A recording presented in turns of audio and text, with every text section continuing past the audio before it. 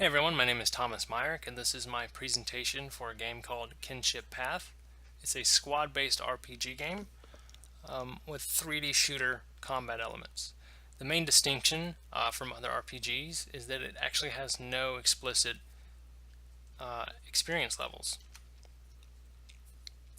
This is a really good example of the theme that's going to be pursued with Kinship Path. These two characters are from a manga called Appleseed, and they're sort of a paramilitary police force that goes into this wasteland and eliminates bandits.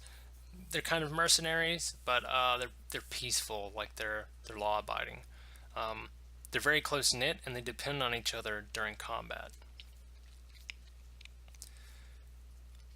So to simulate this in an actual game design, the close-knit aspect of a squad, there's going to be there's going to be a stat called kinship points. And these will be awarded to the player who then allocates them to individuals in the squad or the party. However, these points are useless to the individual themselves. Instead, when you re-enter combat, there's going to be some aggregate effects that occur based on the kinship pool among all individuals.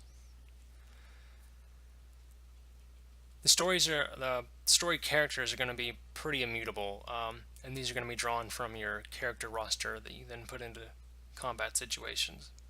The only thing that can change about them really are the kinship stat and upgrading their weapons. There's no clothes or anything like that, and you can't even rename them. So this is a really good example of what the roster would look like. The only limitation is the number of squad members you can have from your roster as you go into combat.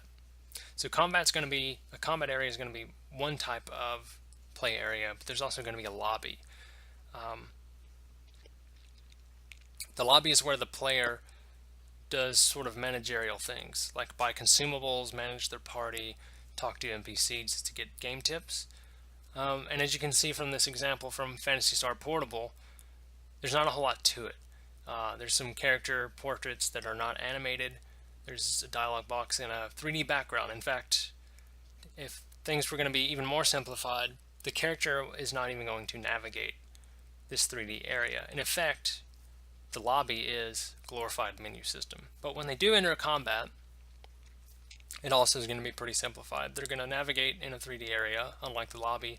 However, they're going to have only a few things to do, and that's use their weapons and a couple evasive maneuvers. They can't even jump, and this will actually help with collision and bug testing.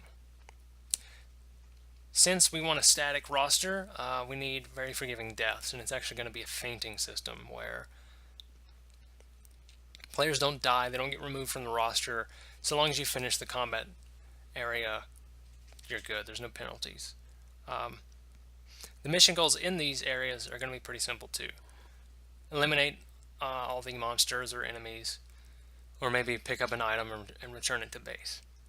Now, because the greatest amount of variety comes from the missions themselves and the enemies in the missions, that's going to be a sticking point for development. However, there's a shortcut we can take, and that's basically to go in line with the theme and make everything robots. A good example is the manhack from Half-Life. There's not a whole lot going on in this asset, so that's one approach we can do to minimize development time. And that's my presentation for Kinship Path. Thank you very much.